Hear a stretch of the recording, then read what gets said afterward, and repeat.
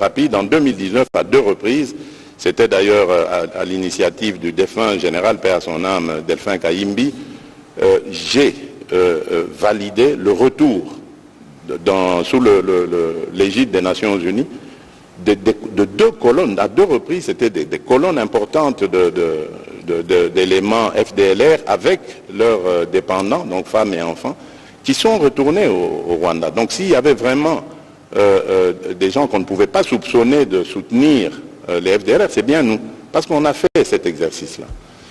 Et donc, je referme la parenthèse, mais malgré ça, le Rwanda a continué à réveiller ce M23, je dirais même pas réveiller, c'est caché derrière le M23. Et c'est ça la raison pour laquelle je ne discute pas avec le M23. Les négociations ou discussions, moi je préfère dire discussions, je les veux. Je les veux qu'avec le Rwanda, parce que c'est lui mon agresseur. Et je l'ai dit d'ailleurs dans la salle à Addis Abeba, à Paul Kagame lui-même, en disant c'est vous que je veux avoir de face à moi dans une discussion pour savoir et vous poser la question de savoir qu'est-ce que vous voulez à mon pays et à mon peuple. Pourquoi vous continuez indéfiniment de tuer mes compatriotes et de piller les ressources de mon pays. C'est tout ce que je veux comme thème du dialogue, parce qu'il n'y a rien d'autre. Je ne lui dois rien, il ne me doit rien. Mais il doit simplement m'expliquer pourquoi est-ce qu'il s'acharne à massacrer mes compatriotes de cette manière, injustement, depuis tant d'années. Et pourquoi est-ce qu'il continue systématiquement à piller les ressources minières et autres? Parce qu'on ne parle pas de l'agriculture. Mais notre thé, notre café va aussi au Rwanda, et quand il arrive là-bas, il est estampillé Made in Rwanda, alors que c'est le produit du vol du sol congolais. Donc voilà. C'est ça qui justifie le fait que je ne veux pas de négociation avec cette coquille vide qu'on appelle le M23. Et d'ailleurs, j'en veux pour preuve le cas de l'Angola. Poser la question au président angolais qui m'avait donné cette autorisation d'entrer en contact avec le M23 parce qu'il savait que moi je ne voulais pas discuter avec eux. Je lui ai dit, président, faites-le, mais vous me donnerez raison, vous verrez très vite que ces gens sont des pantins du Rwanda. Ils ne continueront pas ces discussions parce qu'ils savent que vous allez découvrir que derrière ça, ce sont des Rwandais qu'il y a. Pas beaucoup. J'ai vu quelques Congolais irresponsables qui ont osé dire oui, mais on a vu le M23, il n'y a que des Congolais là-dedans. Tant pis pour eux, l'histoire les jugera un jour. Mais je peux vous certifier que le M23 n'est pas congolais. Mais voilà pourquoi d'ailleurs, ils refusent d'aller en cantonnement. Parce qu'ils savent que quand ils seront cantonnés, nous allons demander l'identification de tous ces gens. Tout à fait. Ces soi-disant combattants. Et nous découvrirons que ce sont des Rwandais et non des Congolais. On prend quelques aventuriers, on les place devant et on fait croire que c'est une revendication congolaise. Alors que nous sommes un pays démocratique, nous venons de sortir d'élections démocratiques comme il n'y en a jamais eu dans ce pays. Pas de coup de feu, pas de coupure d'Internet, pas d'exclusion de candidats qui qu'ils soient. On est allé à des élections transparentes avec la participation ou l'observation de toutes sortes d'organisations internationales. Il n'y a pas mieux. Il n'y a pas mieux. Alors s'ils avaient des revendications à faire, c'est par le truchement des élections et non pas en prenant des armes. Voilà, on va continuer sur ce registre avec Marcène Goy. Entre-temps, j'ai vu que Madame Gaëlle demandait la parole. Peut-être qu'elle peut déjà avancer vers le micro aussi pour sa question. Je me demandais pourquoi il n'y a pas de dames, mais c'est très bien. Alors, elles sont là, elles sont dans la salle, elles prendront la parole au fur et à mesure. Monsieur Monsieur Marcène Goy. Dans votre mandat, vous aviez effectué une tournée dans les 9 pays limitrophes. Très bien. Vous avez été à Kigali.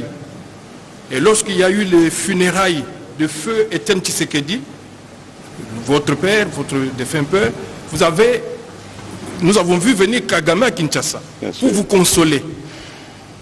Et lorsqu'il y a eu éruption volcanique, vous montrez qu'il demeurait un pays qui peut s'ouvrir au Congo en cas de catastrophe. C'est ça. Et donc, en tant que pays voisin, donc nous sommes obligés de vivre ensemble. Les deux pays, la RDC et le Rwanda doivent vivre ensemble. Totalement d'accord. Et vers la frontière, vous aviez pris des photos qui ont semblé dire qu'il y avait même des accords qui auraient été signés à cette occasion-là entre vous et le président Kagame. Vous revenez tout fraîchement de Nairobi. À Nairobi, vous avez été très ferme sur la question qui concerne... À Addis Abeba plutôt. Vous avez été très ferme. Il n'y a pas eu de photos de famille, pas de poignées de main historiques, pas de rencontres directes. Le protocole s'est arrangé pour vous mettre éloigné. Et donc, on semble avoir vu entre les deux présidents une distance, mais aussi entre les deux pays. Maintenant, la question de savoir comment vider le prétexte, parce que finalement, les FDLR deviennent un prétexte qui sous-tend la vision expansionniste du Rwanda vers le territoire congolais. Et comment aussi vider le prétexte du président Kagame qui pense aujourd'hui défendre la cause de Tutsi congolais, le Banyamulenge, dont il prétend être aujourd'hui, il s'érige en défenseur acharné. Y a-t-il effectivement des accords signés à cette occasion lorsqu'il y avait eu éruption volcanique? Et où en sommes-nous avec les opérations militaires conjointes entre la RDC et l'Ouganda, dans la partie Nituri? Marcel, vous posez 3 questions. Oui. Excellence, Monsieur le Président. Notez-les-moi bien. Bon, d'abord, très vite, je vous dis, ce qui s'était passé au moment auquel vous faites allusion à Goma, ce n'était pas des accords, c'était un MOU. C'est en anglais, c'est une abréviation anglaise qui veut dire en français Mémorandum d'entente. Donc nous étions d'accord pour ouvrir des négociations afin d'arriver à un accord, justement pour éviter le pillage de l'or congolais. Donc exactement ce que vous entendez que nous avons fait aujourd'hui avec Primera Gold, cette coopération qu'on a faite avec comment on appelle ça, joint venture. Une joint venture, merci Monsieur le Ministre, que nous avons fait à travers cette firme Primera Gold avec les Émiratis, les Émirats Arabes Unis. C'est exactement ce que nous aurions dû faire avec le Rwanda et que nous avons immédiatement stoppé lorsque nous nous sommes aperçus de leur supercherie dans ce coup de poignard dans le dos. Donc, pour revenir au FDLR dont vous dites, donc j'espère que là c'est clair, il n'y a pas d'accord. Ah oui, je voudrais profiter aussi de cette occasion pour tordre le cou à une rumeur qui a fait son chemin et qui voudrait confirmer le fait que le M23 a été invité ici à Kinshasa par moi à une certaine époque 2019, et que je les aurais laissés. C'est archi faux. Je n'ai aucun contact avec eux. Mais en revanche, je reconnais qu'il y a eu des gens des représentants du M23 ici. Et c'était à l'époque où j'avais pour ministre, nous avions pour ministre de l'Intérieur M. Gilbert Kankonde. C'est lui qui est venu, qui m'en avait parlé à l'époque. Et j'avais refusé catégoriquement de le recevoir.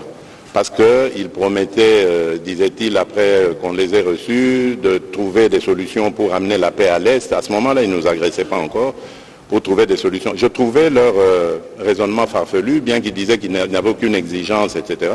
Ils sont restés le temps, je ne sais même pas combien de temps, mais moi j'avais rejeté l'idée de les rencontrer. Je ne les ai jamais rencontrés. Et donc je voudrais que ce soit ferme, que ce soit dit fermement. Donc ils ont peut-être rencontré le ministre de l'Intérieur pensant qu'il le faisait en mon nom, ce qui peut être normal, mais je tiens à dire ici qu'il les avait invités, si c'est lui ou c'est eux qui s'étaient invités, à mon insu. Je n'étais pas d'accord et lorsqu'on m'a proposé de les rencontrer, j'avais refusé cette idée. Alors, pour parler des FDLR, au moment où les relations étaient bonnes avec le Rwanda, j'avais reçu une délégation rwandaise ici, qui me disait, on parlait des FDLR à ce moment-là, ils m'ont dit, Monsieur le Président, vous savez, à vrai dire, les FDLR, c'est devenu une